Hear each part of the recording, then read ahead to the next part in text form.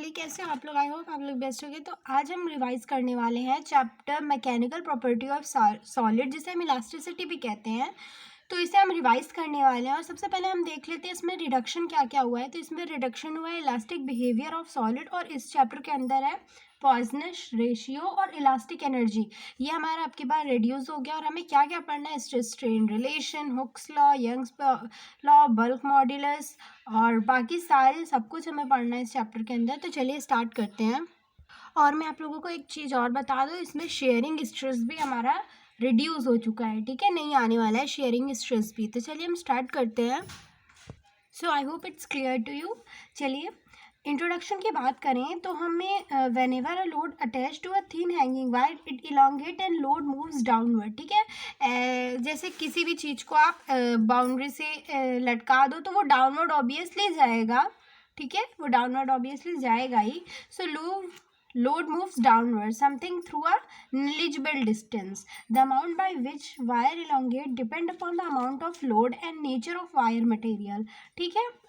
We may conclude that if some external force is applied to a body, it two effects, वो दो effect conserve करते हैं, एक deformation of body और एक internal resistance force are developed. देखिए पहले डिफॉर्मेशन क्या है कि अगर आप किसी भी चीज़ को ऊपर से जैसे ये हमारी एक स्प्रिंग है, ठीक है, और यहाँ पे एक लोड आप दे दो और आप इसे ऐसे नीचे के साइड ऐसे लोड दोगे तो ये स्प्रिंग स्ट्रेच हो जाएगी, ठीक है, ये स्ट्रेच होके मतलब इस तरह के फॉर्मेशन कर लेगी, ठीक है, तो ये स्ट्रेच होने लगेगी। तो डिफॉर्मेशन ऑफ द बॉडी। और दूसरा है internal resistance force are developed, मतलब इसके अंदर एक रीस्टोरिंग फोर्स आ जाएगा कि अगर मैं इसे छोड़ूंगी तो ये वापस से इस फॉर्म में कन्वर्ट हो जाएगी, ठीक है, इसके अंदर रीस्टोरिंग एक फोर्स जनरेट हो जाएगा।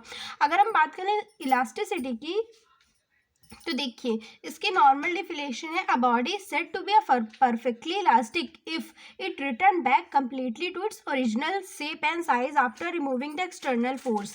देखिए इलास्टिसिटी की, जैसे मैं स्प्रिंग का एग्जांपल वापस से ले रही हूँ, तो देखिए ये जैसे जो जितना मैंने बताया है एग्जैक्टली वही है इलास्टिसिटी, कि अगर आप किसी भी चीज़ की किसी भी सिंगल चीज़ को अंडर गोज करवाते हो, डिफॉर्मेशन उसके शेप में करवाते हो, तो वो वापस से वही शेप ले लेता है, ठीक है, वो परफेक्टली इलास्टिक।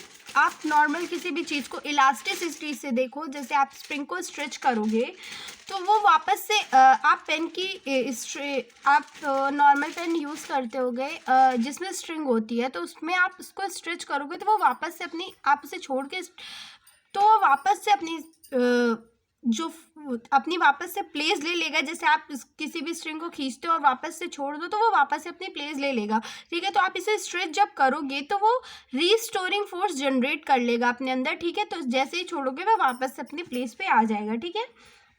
सो आप फिर से देखिए, a body said to be a perfectly elastic, वो बॉडी परफेक्टली इलास्टिक तब कहलाती है जब if it return back completely to its original shape, जब मैंने इसे पकड़ के और छोड़ दिया और वो वापस से अपनी ओरिजिनल शेप में आ गई है तो वो हमारी फुली इलास्टिक कहलाएगी, ठीक है। Shape and size after removing the external force, समझ में आ गई बात। If a body remains in deform state and does not even partially regain it's original shape after the removal of the deforming force, it is called the perfectly in elastic और plastic body. अगर देखिए दो type की elasticity होती है, ठीक है, एक जो आप स्ट्रेच करोगे और वो वापस से स्प्रिंग अपने प्लेस पे आ गई, ठीक है, वो वापस से अपनी प्लेस पे आ गई, वो एक्सटर्नल फोर्स की वजह से गई थी लेकिन वापस से आ गई, तो वो हमारी इलास्टिसिटी होगी। और प्लास्टिक इलास्टिसिटी, जैसे आप किसी भी चीज़ को ले लो, आप उस किसी भी चीज़ को ले लो जो जैसे आटा है, ठीक है, आप आटा जो वो वाला होता है जो मतलब सान चुके हो वो वाला, ठीक है, तो आप उसे स्ट्रेच करो, इधर उधर करो तो वो वापस से अपनी शेप नहीं ले सकता है अपने आप, ठीक है, आप उसे ऐसे फैला दो फिर वापस से, मतलब जब तक आप करोगे नहीं तब तक वो अपनी शेप लेगा नहीं। और अगर इस स्प्रिंग की बात करें तो स्प्रिंग अपने आप छोड़ दोगे तो वो वापस से अपने आप रिगेन अपनी शेप कर लेगा, ठीक है, बस यही है दो पॉइंट आपका प्लास्टिक और इलास्टिसिटी का, ठीक है। चलिए अब हम बात करते हैं स्ट्रेस और स्ट्रेन की, ठीक है। स्ट्रेस और स्ट्रेन की बात करें, when an external force is applied to a body then at each cross section of the body an internal restoring force is developed which tend to restore the body to its original state। देखिए ये simple है, ठीक है, अगर मैं इसे simple word में समझाऊँ तो ये है, it is defined as a internal restoring force per unit area. ठीक है, ये कितना अपने अंदर रिस्टोर कर सकता है। देखिए अगर मैं स्प्रिंग की बात करूँ तो स्प्रिंग अपने अंदर कितना रिलोड कर सकता है ताकि वो वापस से जब आए तो मतलब अपनी पूरी रिस्टोरिंग कंजर्व कर ले। ठीक है, तो ये कितना पर यूनिट एरिया हमारा कंजर्व कर सकता है। जैसे मैंने एक्सटर्नल किसी भी चीज़ को स्ट्रेच किया, ठीक है, वो वापस से अपनी मैं छोड़ दूंगी, वो वापस से अपनी प्लेस पे आ जाएगा। वो कितना स्ट्रेचेबल हो सकता है, वही है बस स्ट्रेस। स्ट्रेस क्या है, किसी भी चीज़ को स्ट्रेस से आप स्ट्रेच याद रखना। ठीक है, आप उसे टाइटली दूर ले जाते हो और वापस से छोड़ देते हो, तो वो कितना स्ट्रेच हो सकता है, उसकी स्ट्रेचेबिलिटी कितनी है, बस वही है हमारा स्ट्रेस। ठीक है, तो स्ट्रेस का फॉर्मूला याद कर लीजिए, restoring force upon area. At last में इस चैप्टर के सारे फॉर्मूले डालने वाली हूँ अगेन वीडियो में, तो आप ज़रूर देखिएगा।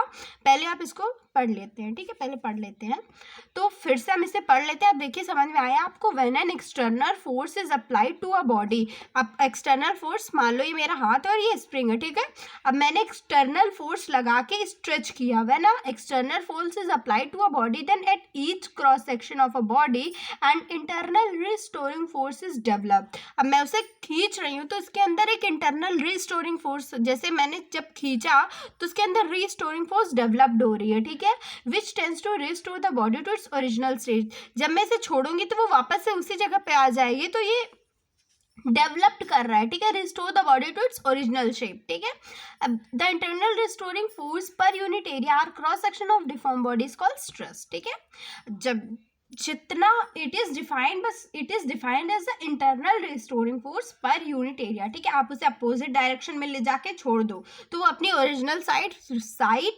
रीगेन कर लेगी। ठीक है, दैट्स इट। अब आप बात करें स्ट्रेस के, तो इसके दो पॉइंट्स होते हैं, लॉन्गिट्यूडनल और शेयरिंग। देखिए अब मैं एक माइंड मैप बना लेती हूँ आपके लिए। ठीक है, देखिए सबसे पहले हम लोगों ने बात की थी इलास्टिसिटी की। ठीक है, इलास्टिसिटी और प्लास्टिसिटी। ठीक है, इलास्टिसिटी और प्लास्टिसिटी। इलास्टिसिटी का एग्जाम्पल क्या था बताइए, स्प्रिंग मैंने बोला था। ठीक है, और प्लास्टिसिटी के मैं किसी भी चीज़ को ले लेती हूँ, जैसे रैपर। ठीक है, किसी भी चीज़ के रैपर को आप ऐसे ही फेंक देते हो, वो वापस से अपनी शेप रिगेन नहीं कर सकता है। ठीक है, अगर प्लास्टिसिटी के अंदर की बात करें तो इसके पहला हम लोग पढ़ रहे हैं स्ट्रेस। ठीक है, स्ट्रेस पढ़ना है। अब स्ट्रेस में हमें क्या पढ़ना है, लॉन्गिट्यूडनल एंड शेयरिंग। जिसमें से शेयरिंग आ नहीं रहा है तो सिर्फ इसमें मैं लॉन्गिट्यूडनली इंक्लूड करती हूँ, ट्यूडनल। ठीक है, लॉन्गिट्यूडनल स्ट्रेस। चलिए स्ट्रेस छोड़िए, आप लॉन्गिट्यूडनल लिख लीजिए। चलिए अब हम देखते हैं लॉन्गिट्यूडनल को। A body is said to be a longitudinal when, ठीक है, लॉन्गिट्यूडनल एंड शेयरिंग स्ट्रेस में लॉन्गिट्यूडनल की बात करें तो इसकी सिंपल डेफिनेशन है कि जितना हमने स्ट्रेच किया वो लॉन्गिट्यूडनली लेंथ में कितना हम लोगों ने उसको स्ट्रेच किया। ठीक है, तो बस लॉन्गिट्यूडनल से लेंथ याद रखना है। इसकी सिंपल डेफिनेशन है, एनसीईआरटी से बता रही हूँ, the change in length of the body. ठीक है, the change in the length of a body to its original length, ठीक है, of the body, so it is called longitudinal strain. ठीक है, समझ में आई बात। चलिए अब हम इसकी लॉन्गिट्यूडनल की डिफिनेशन तो नहीं लिखेंगे, लेकिन हम इसकी सिंपल से नोन फॉर्मूला लिख लेते हैं। ठीक है, तो देखिए जितना हमें डेल्टा हम कहाँ पे यूज़ करते हैं आप लोगों को पता है, डेल्टा हम यहाँ वहाँ पे यूज़ करते हैं जब पहले की, जैसे पहले लॉन्गिट्यूडनल, जैसे पहले की उसकी ओरिजिनल लेंथ क्या है, अभी इस टाइम उसकी ओरिजिनल क्या है, और जब हमने इसको स्ट्रेच किया तब उसकी लेंथ कितनी हुई, तो ओरिजिनल लेंथ अपॉन जो चेंज हुआ लेंथ उसमें। ठीक है, तो ओरिजिनल लेंथ को हम कहते हैं एल, और जितना चेंज हुआ उसे हम कहते हैं डेल्टा एल। ठीक है, जितना चेंज आया उसे हम कहते हैं डेल्टा एल, और ओरिजिनल लेंथ को कहते हैं हम एल। ठीक है, तो इसका फॉर्मूला हो जाएगा हमारे पास डेल्टा एल अपॉन एल। ठीक है, और स्ट्रेस का फॉर्मूला भी आप लोग लिख लीजिए, रिस्टोरिंग फोर्स अपॉन एरिया। ठीक है, बस, और कुछ नहीं है इसमें। अब हम आगे बात करें तो दूसरा है हमारे पास वॉल्यूम स्ट्रेस, ठीक है, वॉल्यूम स्ट्रेस, वॉल्यूम स्ट्रेस, ठीक है। अब वॉल्यूम में कितना चेंज आ गया, बस उतना ही है, ठीक है। देखिए, आप volume stress related to water है, ठीक है। आप पानी में किसी भी बॉल को आप डाल दो, ठीक है, पानी में आप किसी भी बॉल को डाल दो तो वो हर तरफ घूमने लगता है। क्यों घूमने लगता है? क्योंकि उसे हर तरफ से फोर्स मिलती है वाटर की। वाटर की फोर्स जिधर मिलेगी उसी साइड ढनकने लगता है। बस वही चीज़ है कि उसे चारों तरफ से जो फोर्स मिलती है वही होता है, मतलब फोर्स अपॉन एरिया इसका फॉर्मूला है। और ये चारों तरफ से जब उसे फोर्स मिलेगी, ठीक है, वॉल्यूम अपॉन एरिया है इसका फॉर्मूला। उसे जब चारों तरफ से फोर्स मिलेगी तो वो अपनी शेप चेंज, मतलब अपनी जगह भी चेंज करेगा और शेप भी चेंज कर लेगा, ठीक है। तो बस ये वॉल्यूम स्ट्रेस है और ये लॉन्गिट्यूडनल स्ट्रेस का है। आपको एक और एग्जांपल मैं बता दूं अगर नहीं समझ में आया तो। जैसे ये मेरी स्प्रिंग थी, ठीक है, ये मेरी स्प्रिंग थी और मैंने इसे स्ट्रेच करके, ठीक है, मेरी स्प्रिंग थी और मैंने इसे स्ट्रेच करके और बड़ा बना दिया, ठीक है। तो ये हमारी हो गई ओरिजिनल और ये हमारी हो गई डेल्टा, ठीक है। डेल्टा मीन्स समझ में आ रहा है। चलिए अब हम आगे बात करें स्ट्रेन की, ठीक है। अब हमारी दूसरी डिफिनेशन होगी स्ट्रेन की, ठीक है। चलिए देख लेते हैं स्ट्रेन को। देखिए, when the size or a shape of a body is changed under an external force, the body is said to be a strain. The change in occur। देखिए, अब हम बात करेंगे कि देखिए इसमें बस इतना बताना है कि जैसे मैंने स्प्रिंग को जो स्ट्रेच किया है, मैं स्प्रिंग का एग्जांपल लेके हर बार बता रही हूँ तो स्प्रिंग याद रखना है इस चैप्टर में, ठीक है। तो मैंने स्प्रिंग को कितना स्ट्रेच किया, उसको कितना मैंने, मतलब उसकी जो यूनिट थी वो कितनी मैंने बढ़ाई, ठीक है। It is simply define as the measure of how much an object can be stretched, ठीक है, कितना मैंने उसे स्ट्रेस किया है, ठीक है। तो हम स्ट्रेन की बात करें तो change in length upon original length, ठीक है। तो अगर हम इसकी माइंड मैप की बात करें तो हम इसको change in length upon original length, it means कि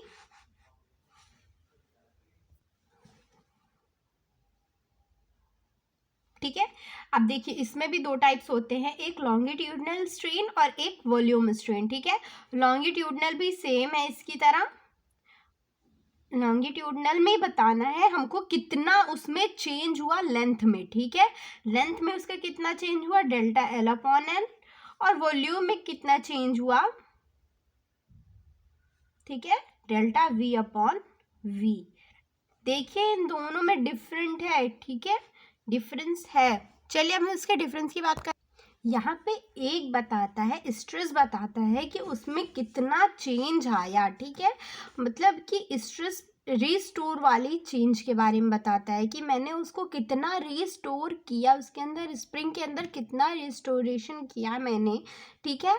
और स्ट्रेन बताता है कि वो जो रिस्टोर हमने किया है उसकी लेंथ क्या है, उसका जितना चेंज आया है उसमें वॉल्यूम कितना चेंज आया है, लेंथ कितना चेंज आया है, ठीक है।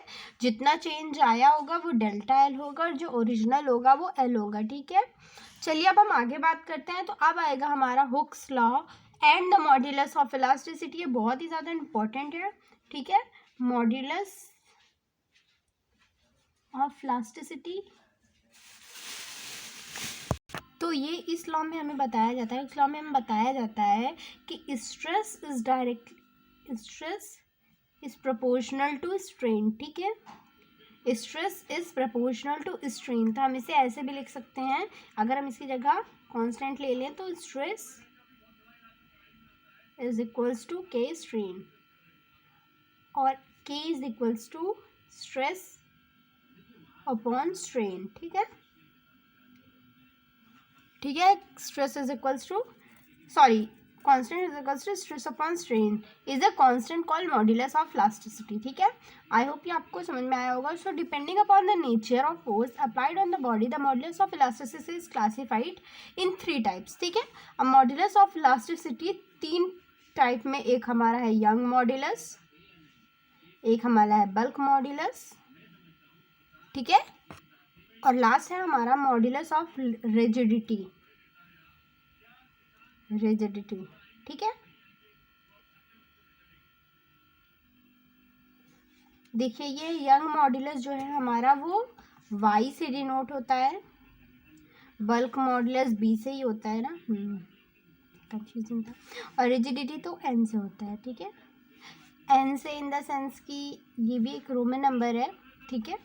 चलिए अब हम इन तीनों के बारे में अच्छे से पढ़ लेते हैं, ठीक है। अगर हम यंग मॉड्यूलस की बात करें तो इसमें so it is defined as the ratio of longitudinal stress upon longitudinal strain, ठीक है। Longitudinal stress upon longitudinal strain. तो देखिए लॉन्गिट्यूडनल स्ट्रेस की बात करें तो हमारे पास आता है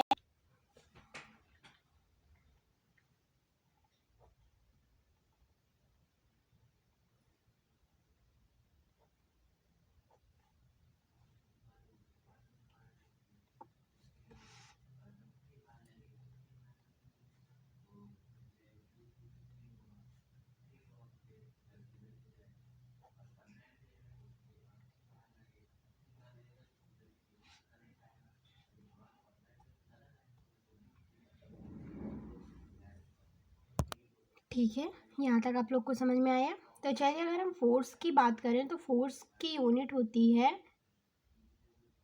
mg, ठीक है। एरिया की यूनिट होती है पाई आर स्क्वायर, ठीक है। और हम वापस से एल यहाँ पे डेल्टा एल लिख लेते हैं। सो ये हमारा प्रूव्ड हो गया, ठीक है। यंग मॉड्यूलस ये हमारा प्रूव्ड हो गया। आई होप ये समझ में आया होगा आप लोगों को। चलिए अब हम बल्क मॉड्यूलस की बात कर लेते हैं। तो bulk modulus is defined as